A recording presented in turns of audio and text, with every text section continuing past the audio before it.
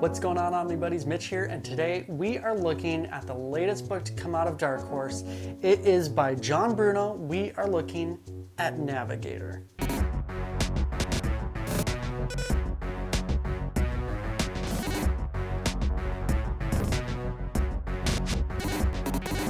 All right, so first things first, thank you to Dark Horse for hooking me up with this book a bit early and letting me review it. I do gotta say up front, I would not talk about this book if I didn't like it because I like to keep my channel positive. So yeah, they sent it to me, but I actually really did like it. Let's lay it down on the table and find out why I liked it so much. So this is the Navigator by John Bruno with art by Jordi Armengol. And this is the premiere hardcover. It's the same size as a just regular premiere hardcover. It is not like here I got 8 Billion Genies image here. So scale wise, it's not an oversized hardcover or anything like that, but it is a nice size.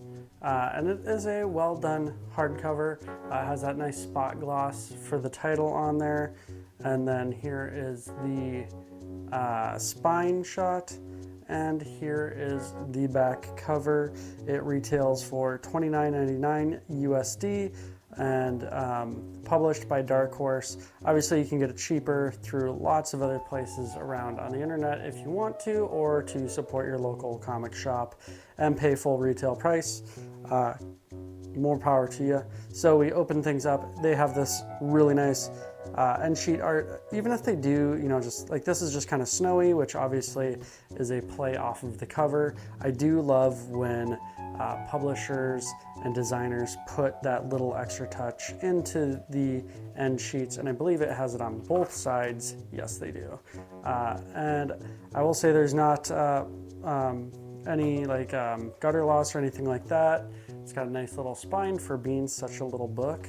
And the page and paper quality is really great. Here, let me grab a light real quick, and you can kind of see like it takes a lot to be able to see through it. So it's not too bad at all. So really good paper quality, nice kind of like semi-gloss on there. Yeah, so this is a story by John Bruno, Steve Berg, and Ron Thornton. And then art by Jordi Armengol. So we get a nice introduction by John Landis, and we go right into it. So they start things off right on out in deep space, 90 million miles from Earth on Europa, you know, one of the bigger moons out there in our solar system. So they are on the ice and they are drilling beneath the ice, which is pretty a logical place for science to go and for explorers to go in our solar system if they're wanting to try and find life outside of Earth, you know, deep under the ice, underwater, and they are explorers and they're looking for life, and they kind of find life at first, you know, with biological, and then all of a sudden they find something else. What is it? What's going on? And then all of a sudden everything goes nuts. So I will say there's a pretty short story, so there is going to be minor spoilage. I'm not going to try and keep many spoilers, but I'm also going to, I will try to keep major spoilers to a minimum, but beware, there might be something in here that spoils you. I am someone who doesn't even want to watch trailers, let alone read the back of a book. I just want to know what genre I'm reading and then jump into it. But yeah, so all of a sudden there are otherworldly forces that are attacking, and it gets real fast. And they are outgunned, outclassed in basically every way. Only, you know, with only a few survivors, and then, you know, trying to get back to Earth, and then you get basically they have one of the extraterrestrials that they are able to get, but something happens and he wants to help Earth to be protected. And so Roy, as they call him, helps to outfit Earth in a way to keep them safe, which is kind of where I get a little bit of the, there's a little bit of a horror at the beginning element, suspense, thriller, mystery. So I kind of had this Event Horizon vibe when I very first started reading it. And then that quickly shifted from Event Horizon to like an Independence Day, almost Independence Day 2 vibe. Only, I loved Independence Day 1 and 2 for what they were. Well, 1 was great. 2, I liked it for what it was. Continuing that story, I found it interesting, using alien technology to protect Earth, which is very much in the vein of kind of what starts happening here. And very quickly, you get a lot of military and family things going on. And as Earth is, are they under attack? Aren't they? How is this all going to play out? What's happening with the chain of command and as alien forces and just being invaded? So there's a big time jump from when they first discover Roy to that point. And this whole time, there's important things happening on the back end between Roy and some of the characters in why the aliens, why these extraterrestrials are even interested in Earth. I'm not going to say why or what's going on, but it's a very, very cool, interesting concept that it's been done before, but not quite in this way. And I really enjoyed how they went about laying out this story and really explaining in a logical way how why these forces are attacking and how the Earth is able to, are they or aren't they able to defend themselves. Very short story, but also a very impactful story with what with the stories that they're telling between the characters and just the overall arc of the actual storyline. I will skip the rest of these because I don't want you to get too much given away, but I will say it was very cool to see the interactions between these characters and how they had to learn how they learned to and not to trust each other and why and all that. So story-wise, great. Art was absolutely fantastic.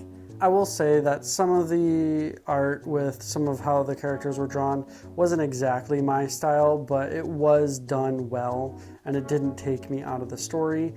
So I really did like all the detail that was put into the characters and really the technology, because in a sci-fi like this you do need a lot of that technology drawn out, and the aliens, how they are characterized and drawn was super cool. The color in this book was just absolutely phenomenal. I loved these colors. I really like deep colors with high saturation. Really love it and enjoy it. So the art was fantastic to go along with this short read. I said it before, it's a short read. You can knock it out in, one longer sitting, in, maybe an hour and a half or so, depending on how long you read. So I do wish that it was actually a little bit longer, and they might be able to do more with the story afterwards too, but I wouldn't have minded them taking their time and even not necessarily doubling the length of the story, but taking their time and just fleshing out a little bit more, maybe between the time jumps or something like that would have been pretty cool, and adding a little bit more to the characterizations and maybe some of their backstories could have been pretty awesome. But overall, it was really nice to just jump into this book and get a cool, quick sci-fi story. It was just like getting one of those cool action movies, that's like an hour and a half. You can jump in, watch it, and get back out and have a lot of fun. That's what this book really was. So I really enjoyed this. If you love quick, really fun, interesting concept sci-fi, this book's for you. All right, so that was a quick look at Navigator by John Bruno and Jordi Armengol. Really actually enjoyed this book. It was a quick, short read, so there wasn't much kind of commitment, time commitment to it. You could knock it out in a nice long evening that you have to yourself, and maybe grab your favorite snack, favorite drink, sit down and have a great sci-fi experience. I really enjoyed it. I was very surprised. The art looked cool, I knew that, but you never know with sci-fi and aliens and all that if it's going to actually deliver. And this book actually did deliver, and it did so in a bit different of a way than I expected it to go. It started off totally different from what I expected. I expected it to be like working with aliens and all that, not like The Abyss meets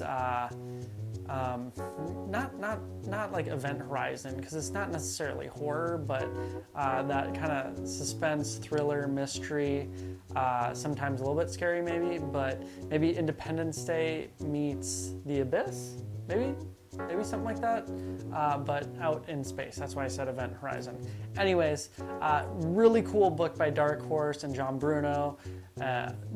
Definitely check it out if you have the time and if you're looking for it. If you're looking for it, you can pick it up at Organic Price Books, channel sponsor here, so you can support my channel, support Organic Price Books. Great place to buy your books. You can use code Omnibuddy for $2 off every order, or Omnibuddy Ship It Together, all one word, for 5% off your order of 3 or more books to have them all shipped at once. So be careful with pre-ordering, because you might be waiting for your other books then. But yeah, that's it. Hope you enjoyed it. Don't forget to like, subscribe, hit the bell for notifications, do all those things. But again, the most important thing to do is comment. What is your like most favorite in space sci-fi book out there?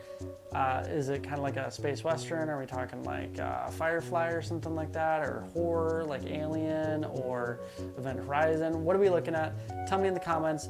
What's a great book that we should check out that is sci-fi based? All right, that's it. Take care. Stay cool.